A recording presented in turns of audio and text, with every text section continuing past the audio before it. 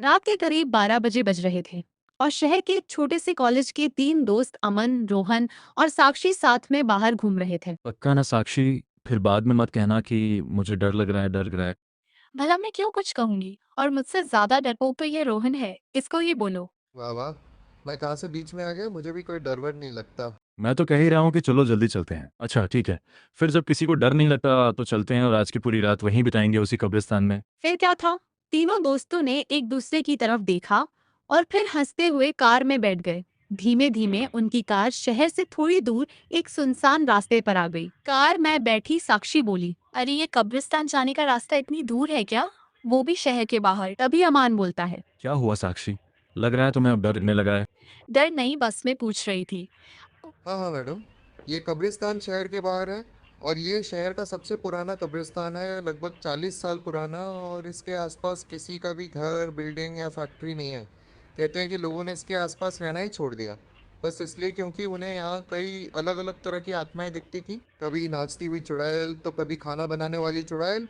अरे वाह, सोचो ना, अगर हमें भी ये दोनों मिल गए तो हमारी पार्टी हो जाएगी।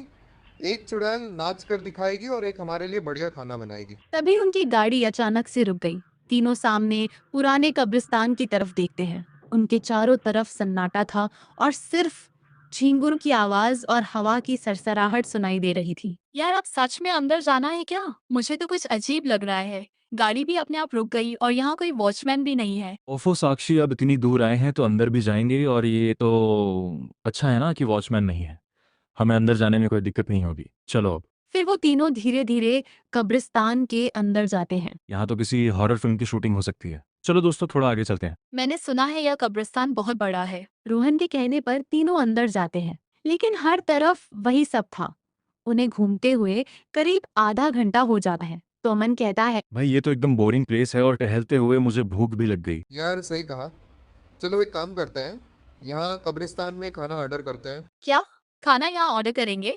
लेकिन यह आएगा भी? दोस्तों लगता है यहाँ किसी के फ़ोन में नेटवर्क नहीं है। यहाँ नेटवर्क आता ही नहीं होगा।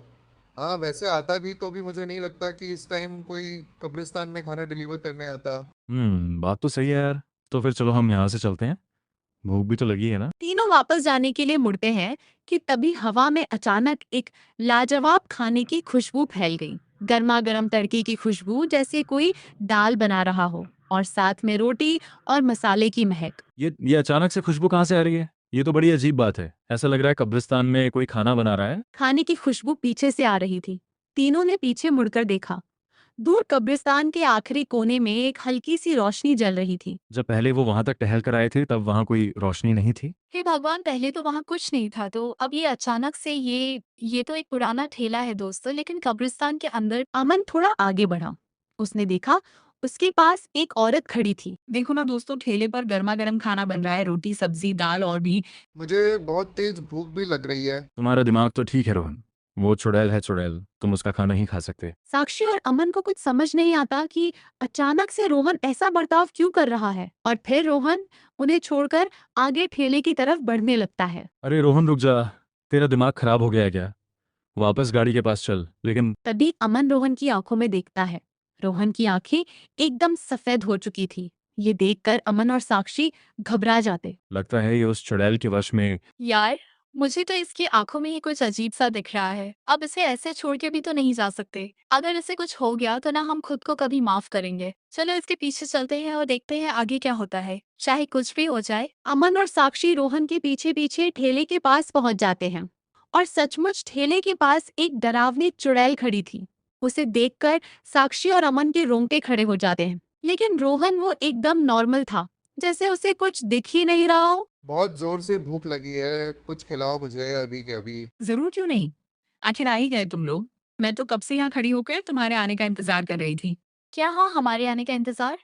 लेकिन तुम्हें कैसे पता कि हम यहाँ आएंगे? मुझे सब पता रहता है, कौन यहाँ कब आएगा, और जो भी यहाँ आता है मैं उसे मेरे हाथ का खाना खाए बिना जाने नहीं देती। लेकिन हमें भूखा ही जाने दो प्लीज, हमें जाने दो, यहाँ से हम वापस नहीं आएंगे कभी। अमन की बात सुनकर चुड़ैल को गुस्सा आ जाता है। नहीं, कोई कहीं नहीं जाएगा। ये मेरा इलाका है। मेरी जगह यहाँ आ तो सकते हो, लेकिन बिना मेरा खाना खाए यहाँ से ज़िंदा बाहर नहीं जा सकते। हे! भगवान, ये हम कहाँ फंस गए? मुझे तो अब यहाँ से जिंदा निकलने की उम्मीद भी नहीं लग रही। सब कुछ इस बेवकूफ रोहन की वजह से हुआ है। अगर ये यहाँ आने की जिद नहीं करता तो हम इस मुसीबत में नहीं फंसते। चुड़ैल अपने ठेले के पास जाती है। वो 3 थालियों में खाना परोसती है, गरम गरम दाल, रोटी, सब्जी और एक मीठा गुलाब जामुन। लेकिन उस खाने से भी एक अजीब सी बदबू आ रही थी, जैसे कुछ सड़ा हुआ हो। और फिर वो साक्षी, रोहन और अमन को एक एक थाली पकड़ाती है। क्या सच में हमें ये चुड़ैल का बनाया खाना खाना पड़ेगा? मुझे तो इसे देखकर ही उल्टी आने लगी है। मुझे भी कुछ समझ नहीं आ रहा अमन, दिमाग काम ही नहीं कर रहा। क्या करें हम, कैसे यहाँ से निकले? उधर रोहन खाना देखकर खुश हो जाता है। उसकी आंखों में अजीब सी चमक आ जाती है। लेकिन तभी उधर रोहन खाना देखकर खुश हो जाता है। उसकी आंखों में अजीब सी चमक आ जाती है। लेकिन तभी नहीं रोहन रुक जाओ, तुम ये नहीं खा सकते। तुम्हें दिख नहीं रहा क्या ये चुड़ैल है, ये खाना नहीं जाल है? उसे समझ आ जाता है कि अगर रोहन ने ये खाना खा लिया तो कुछ बहुत बुरा हो जाएगा। वो झट से उसकी थाली छीनकर जमीन पर जोर से फेंक देती है। नहीं खा सकते अमन, जल्दी करो, रोहन को जबरदस्ती गाड़ी तक ले जाओ। अभी अभी गंवार लड़की, तूने मेरा बनाया खाना जमीन पर फेंका, अब तेरी खैर नहीं। तूने बहुत बड़ी गलती कर दी है। गंवार लड़की, तूने मेरा बनाया खाना जमीन पर फेंका, अब तेरी खैर नहीं। तूने बहुत बड़ी गलती कर दी है। अमन रोहन को किसी तरह बाहर ले जाता है।